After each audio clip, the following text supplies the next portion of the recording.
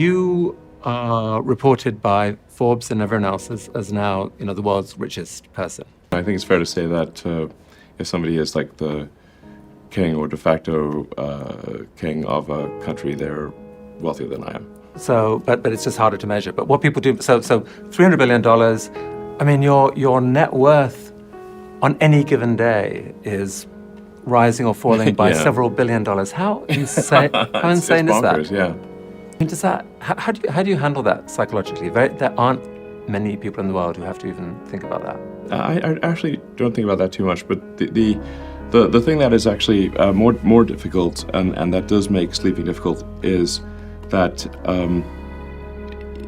every good hour or even minute of thinking about Tesla and SpaceX has such a big effect on the company that I really try to work as much as possible, to the edge of sanity, basically, because Tesla's getting to the point where every high quality minute of thinking is $1 million to impact on Tesla. Tesla's doing, of a sort of $2 billion a week, let's say, in revenues, sort of $300 million a day, 7 days a week. It's. If you can change that by 5% in an hour's brainstorm, those are pretty valuable. That's a pretty valuable hour. I was able to improve the financial outcome of the company by $100 million in a half-hour meeting.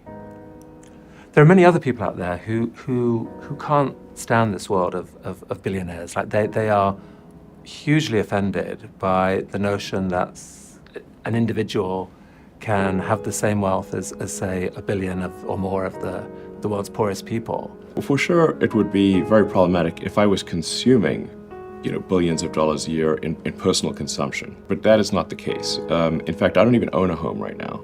I'm literally staying at friends' places. If I travel to the Bay Area, where most of Tesla engineering is, I stay in I basically rotate through friends' spare bedrooms. I don't have a yacht. I really don't take vacations. So it's not as though there's that my personal consumption is high. The one exception is a plane. But if I don't use the plane, then I have less hours to work.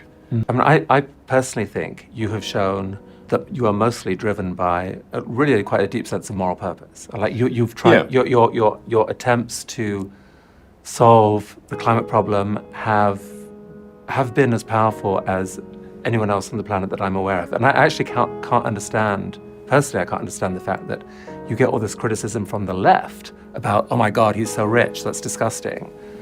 Climate is their issue. Philanthropy is a topic that some people go to. Philanthropy is a hard topic. Like how do you think about that?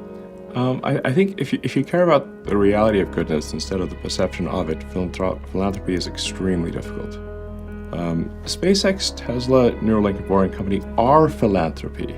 If you say philanthropy is love of humanity, they are philanthropy. Tesla is accelerating sustainable energy. This is a love of philanthropy. Right. SpaceX is trying to ensure the long-term survival of humanity with multi-planet species. This is love of humanity. Neuralink is to help solve brain injuries and existential risk with AI, love of humanity.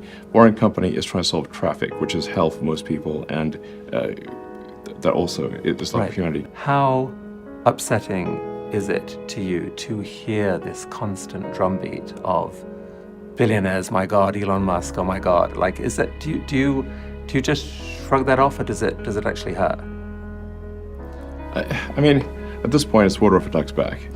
I'd like to, as we wrap up now, just pull the camera back and just think, you're a father now of 7 surviving kids, and well, I'm trying to set a good example, because the birth rate on Earth is so low that we're facing civilizational collapse unless the birth rate returns to a sustainable level. Yeah, you've talked about this a lot, that depopulation is a big problem, and we yes, people don't understand population how big a collapse is one of the biggest threats to the future of human civilization, and that is what is going on right now. What drives you on a day-to-day basis to do what you do?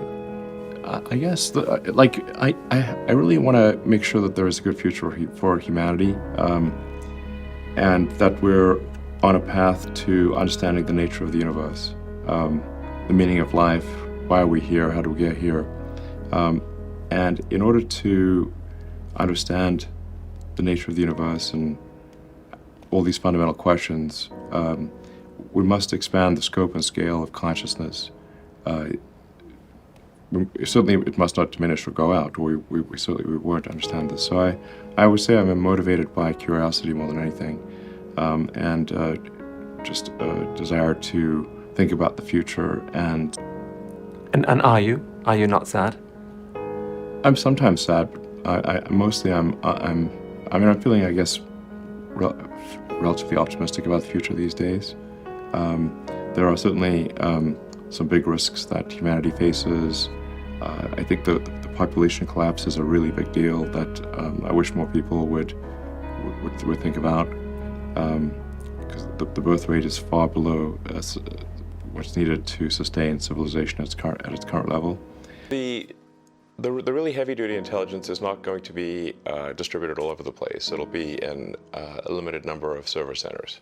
If you say very sort of deep AI, heavy-duty AI, it's not going to be in your laptop or your phone. It's going to be in a situation where there's like 100,000 really powerful computers working together in a server center. So it's not like subtle, and there are a limited number of places where that can happen. In fact, you can just look at the heat signature from space, yeah. And it'll be very obvious. I'm not suggesting we go and blow up server centers right now, but there may be it may be wise to have some sort of contingency plan where the government's got an ability to shut down power to these server centers. Like you don't have to blow it up; you can just cut the power. And what would trip... Or cut connectivity as well, that's another way. Right, yeah. But what would trip that switch, do you think, in your mind? What would be the threshold that you'd have to pass to warrant the government cutting off your power or cutting off your signal? Well, I mean, I guess if we lost control of some super AI, like for some reason, like the things that would normally work to do a passive shutdown, like the administrator passwords, if they somehow stop working, where we can't slow down or I'm not sure, I don't have a precise answer, but if there's something that we're concerned about and are unable to stop it with software commands, then we probably want to have some kind of hardware off switch. Yes.